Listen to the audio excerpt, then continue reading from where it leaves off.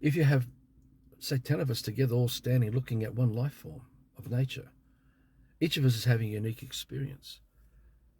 And if one of us tries to explain to the rest of us what the experience is, none of us can still experience what the explainer is sharing, because we're each still having our own experience, and we can't experience what that man has experienced because it's unique to that man and will always be unique.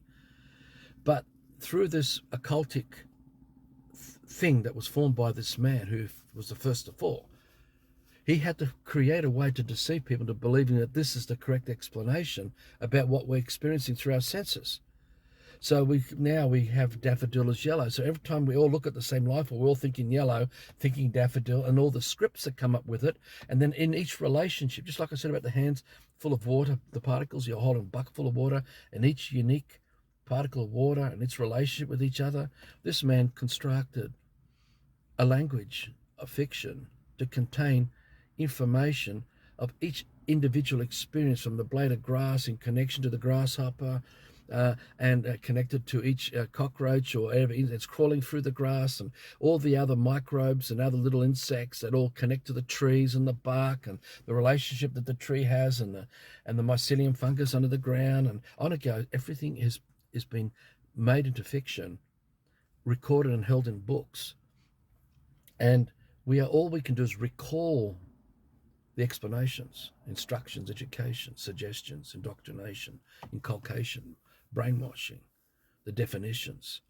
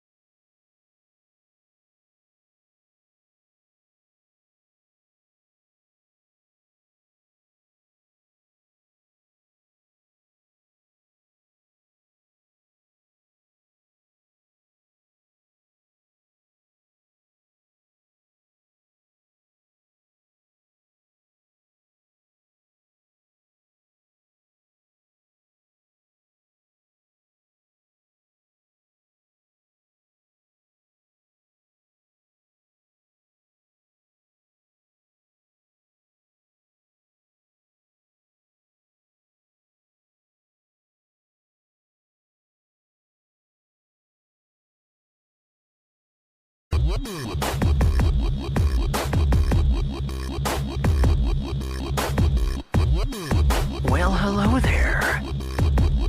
Allow me to introduce myself. I'm Blackout, keeper of the great in-between. A land that's never really seen.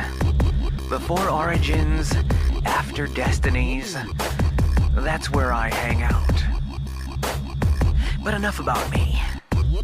I really want to know more about you. As you can surely see, things have gotten pretty screwed up around here. Now, how did you let that happen? You did let that happen, didn't you? I guess the question I really want to ask you is, where were you? Where were you when the first cracks started to appear. When curiosity became replaced with fear. Where were you? Where were you when things first started to turn funny? And everyone began to worship and be controlled by this thing called money. Were you the designer of that? Where were you?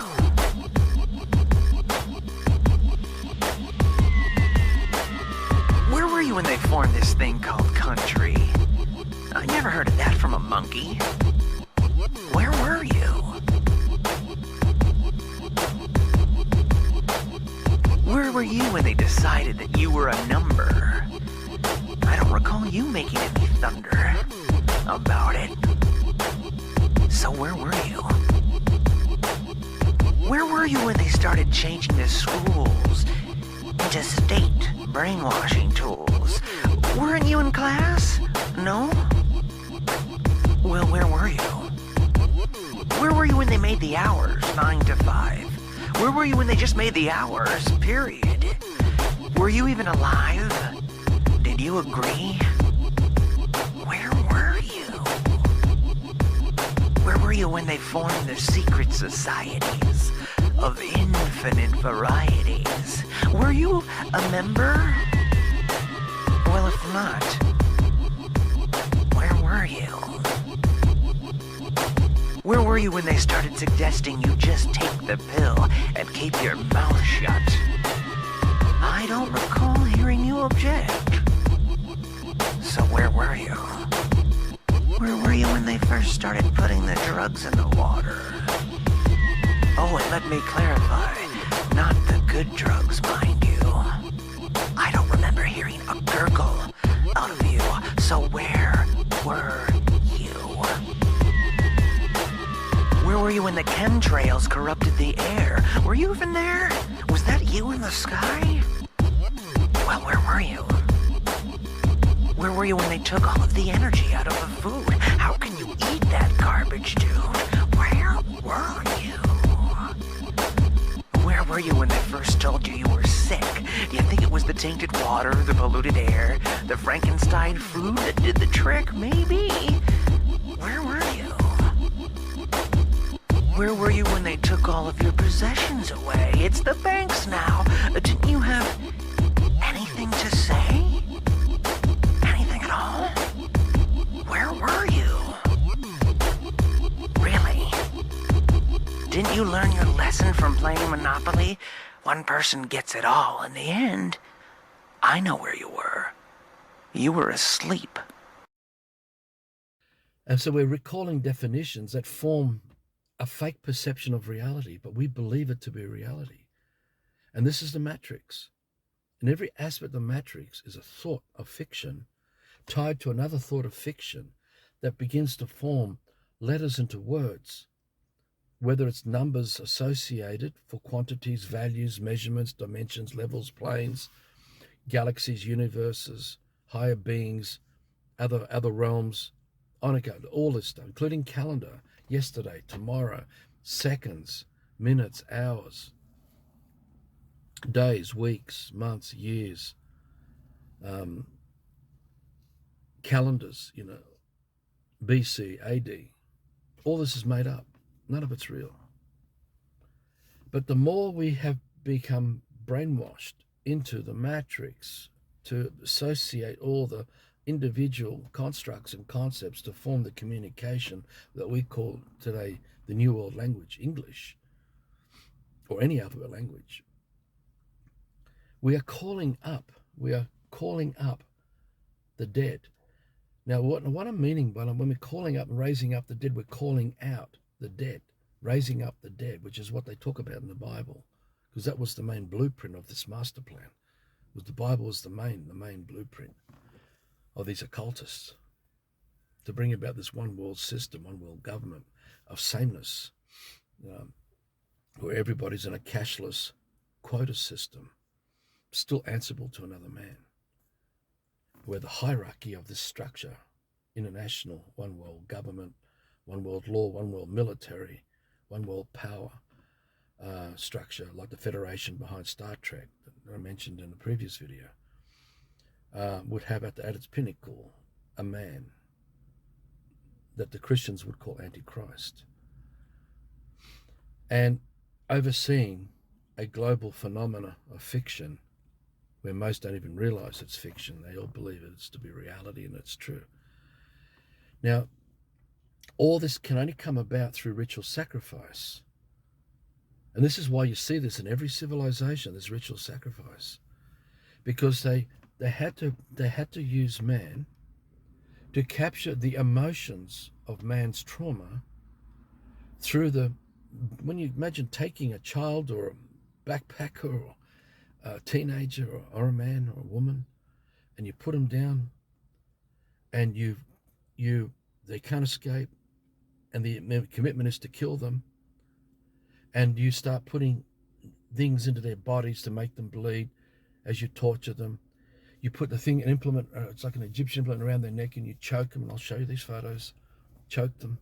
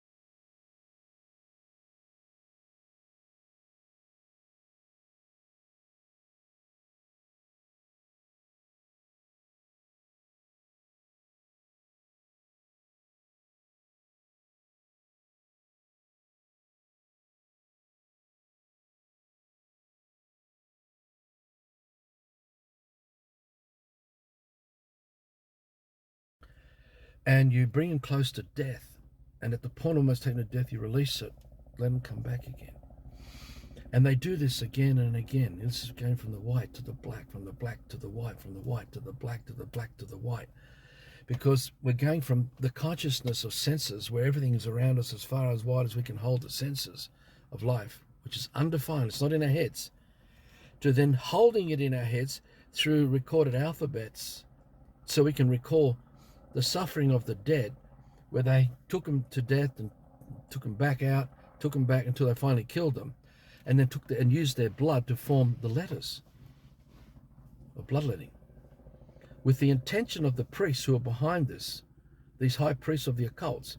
Their intention was encoded in the blood that they took from their victims. That is the E-motion, the E-go, which is all the trauma from loneliness, emptiness, despair, hopelessness, weakness, powerlessness, covetousness, jealousy, greed, you name it. Every single emotion was created through ritual sacrifice.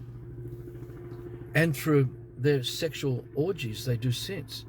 Because when we're breathing out, everyone's breathing out, we're breathing out that dream of intention. And we're all susceptible to this. And if we allow them to take our kids as they did it to us, and we get educated, and they taught us to spell to put us under the spell, we're formulating like the little droplets of A and B and C together to form letters into words, and words into etymologies and phonetics and sentences and paragraphs. And from that we have to recall and recall and recall. We're recalling the dead through ritual sacrifice. Because behind, see, all of creation, all of life, there's a consciousness that we feel. And every virtue of the good heart are the sensorama of what we are experiencing. None of this dark emotion, malevolent stuff is there. Nature doesn't teach us this stuff. That's why I call it the good heart and all its virtues. So children brought up by nature, raised by nature, their domain, the dream of life they hold in present sense, that is the life of the man, is filled by the virtues of the good heart, and all of it's undefined. But through this ritual sacrificing and intention to get inside us, to inculcate us, brainwash us through repetition, to keep us doing this, we are summoning the dead of everyone who was sacrificed to form this fake English language with all these fake feelings. So that, like, for example, when you see a police car, which is a fiction with lights on it that are flashing, which is all fiction, with a man in a uniform, that's all fiction, with the words that define what a policeman is, and a police officer and a police station, upholding the rule of law with all its statutes, all of its fictions, and everything from the courthouses and all the monetary system, all of its fictions, everything tied, every little tiny dot, all joined together to form the matrix. When you see a man, normally what happens now when you're raised in the system and you see those flashing lights, you experience trepidation. You feel subjugation. You feel you have to respect authority. And nature doesn't teach you to do this. Nature doesn't teach us fear, to kowtow, to get on our knees and beg, to accept fictions as land title deeds and have it all land locked up with all rules and regulations that forms the private corporations of the governments and state governments and local councils, and controlled by, because they're all fictions, all performed, because no fiction can perform by itself.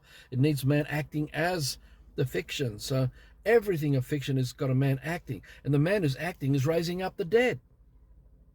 That infuses inside the domain of their dream of life, because all they got is the dead inside their dreaming. Because their soul, they can't connect to the soul of their real life. Well, it's all around them, as far as wide as you want to hold it. And this is the I, the all-seeing I, the identity. Ident, I, and that's the name on the birth certificate, the person in law, which is formulated only out of bloodletting and blood libel through ritual sacrifice, by being exposed to the fictions of alphabets that you call out to, you're summoning.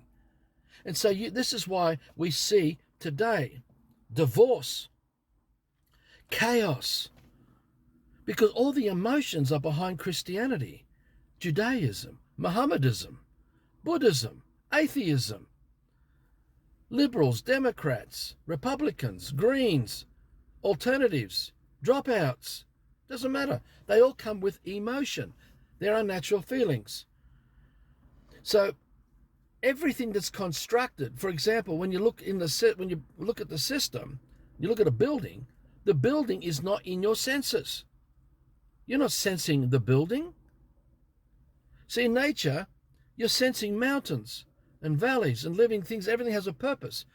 But brought up in the matrix, where everything's broken down and reconstructed into dead things that we are now slaves to maintain and perform everything for it, we call it a building or a bridge. But that building's not in our senses. What's before us is a destroyed mountain, destroyed hillside, destroyed valleys, destroyed land, destroyed earth, turned into bubbles and whatever, of rocks and whatever, to form what we now call bricks and concrete, to form buildings. But they don't exist. And they're actually not in our senses. We're not sensing it. We're recalling from the domain of fiction in the matrix, the illusion of what we now believe is something that's part of our reality. Now, the same thing when we call a man a Greek or black or red or brown or yellow, or we call a man a cult, or a cult, whatever, it doesn't matter what you want to call them. The same emotion plays out. And that's what we call ego, because the go is the intention of the high priest who formed the bloodletting, captured in that ritual sacrifice, formulated in the letters and words that we call out. So as I'm talking, if you're not conscious of what's happening, you are listening to a language that's summoning you, calling you to raise the dead of all that emotion that was going on in the ritual sacrificing of these brothers and sisters who were tortured and butchered to death. And this is what the esoterics is all about. So, for example, when you talk about astrology and all the different characteristics of astrology and the houses and the moons, all this is predetermined. The same with numerology. The same when we talk about phlegmatic and cholerics and sanguines and melancholics. And we formulate all these different personality traits of this fiction that's encased as a drone in the domain of our dream of life, which is unnatural. We'd never dreamt any of this. This was all inculcated in us. And we've been taught to believe this is who we are. So when the policeman pulls you over and asks for your ID, you're in here and you're trying to call out the dead of your fiction to bring out this driver's license and say, this is the ID he's looking for. But he says, well, is this you, whatever your name is? And you say, yes, well, you just committed fraud because it's not you.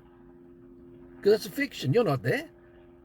You're just acting as a representative. You're representing this fiction. It's the same with what I talk about for years about Alice in Wonderland. You got little Mary, just a man, who's been exposed to the scripts of Alice in Wonderland. And now she's so good at performing Alice in Wonderland. And so she'll dress herself up and act as Alice, even though she's really Mary. Now, Mary is present with the presence of life. We can sense Mary all the time. Mary's before us, like we can sense nature before us. But we can't sense Alice, like we can't sense the building, we can't sense money, we can't sense commerce, insurance, banking, we can't sense savings accounts, we can't sense technology and everything that comes with technology and engineering, telecommunications and everything else, motor cars, engineering, all the mechanical machines. We can't sense any of this stuff because it's not there. It has no natural purpose, the dream of life. They are constructed from things we killed that had a natural purpose to form dead things that we now serve as slaves to these fictions. We have to do everything for it. We have to maintain everything for it at all times. And if we don't, it will fall, crumble apart, and nature will break it all down across the fictions of time and bring it back to what it originally was. Like I mentioned in previous things about flies being made blind, then gradually through generation they could see again. Everything will return to the original blueprint as intended. So the system is just this recalling of scripts of fiction, and we are drones, we're robots, we're machines in a domain of fake life, artificial domains. We call them suburbs and cities. We call them towns and villages and countries and nations. We call them, ethnicity. We call it cultural things. Look, race, culture, creed, titles, standings, every facet of the system is this fiction that needs a man to represent it. So little Mary is always present before us, the living.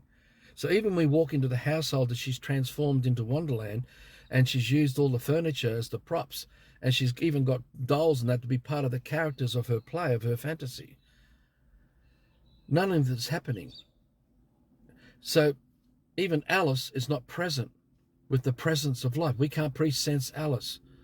Alice is not here, never will be, like the building is not here. Only little Mary's here. So little Mary is present with the presence of life. We can sense Mary always. And everything of the living is this. But in the fiction, Alice is not present with the presence of life. It's never present before us because Alice is dead. Is raised from the dead, from nothing. Something that's just imagined to be something that's real when it ain't and never will be. That's why I mentioned in the previous video about you could all be standing there clapping for a show of Santa Claus in front of 500,000 of us by whatever, little Billy who acted as Santa Claus. Or John the bootmaker, who just decided to act up as Santa Claus. But even all the clapping and applause after a tremendous show is not proof that even Santa Claus exists, because you can't go and visit Santa Claus. You can't go and visit Billy acting as Santa Claus. The same, you can go and visit a judge. You can't even visit John, who acts as the judge. Or Warren, who acts as a politician or a senator. Or Peter, who acts as a Democrat or Republican. Or Alan, who acts as a Christian. Or Ronald, who acts as a Greek. Or Brutus, who acts as a gladiator. Every fiction is a man-made constructed out of the matrix of pure delusion, enforced by so many in on the racket to have us believe that this is normal and that their law and their authority and their structures are all real, when none of it is. And all the time we have become subservient to the constructs and concepts we keep raising up from the dead to fill our imagining in our head. Oh, this is Arthur. This is what Arthur's like. Arthur's a Greek and a Leo and all this stuff. All these emotions are being recalled again and again and again. So we fall into the stereotypes.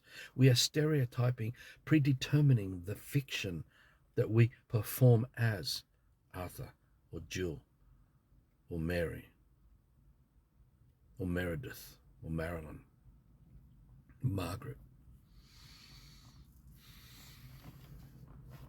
It ain't happening. And this fiction that we worship can only destroy reality, because we have to do immense harm to reality, starting with who we really are, the living, by forgetting who we really are, what we really are, so we have no soul, to become a drone who is just in scripts summoned in the hierarchy of this thing that we have formed in the all-seeing eye inside our head, of this intellectual fake dream world of the matrix that's living in the domain that we then project out into the natural domain of creation.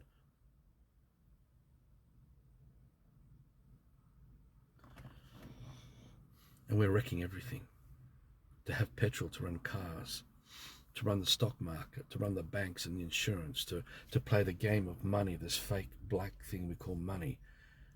Every facet of it has to be performed by a man through scripts in the head, acting as the representative of the fiction of that particular class, because we can be formed into class, as in upper class, lower class, middle class. We can be classed, classified, rank and filed, and then the discrimination that's used against us all, because and I explained that in that video. There's no freedom while land is not free. Part of that, and I think I explained it in the Achilles heel of law, about the one screw. And we could go into every facet of the system, because to call up one little part of the dead, you have to raise it all. Because to go to nature, to observe a caterpillar and a butterfly, you're calling out the whole of creation that's in co-creation with the caterpillar that becomes the butterfly, because it needs the whole of creation for the caterpillar to become the butterfly, to become caterpillar, to become butterfly. And all of creation is interconnected. Everything undefined, everything unique and original, instant by instant.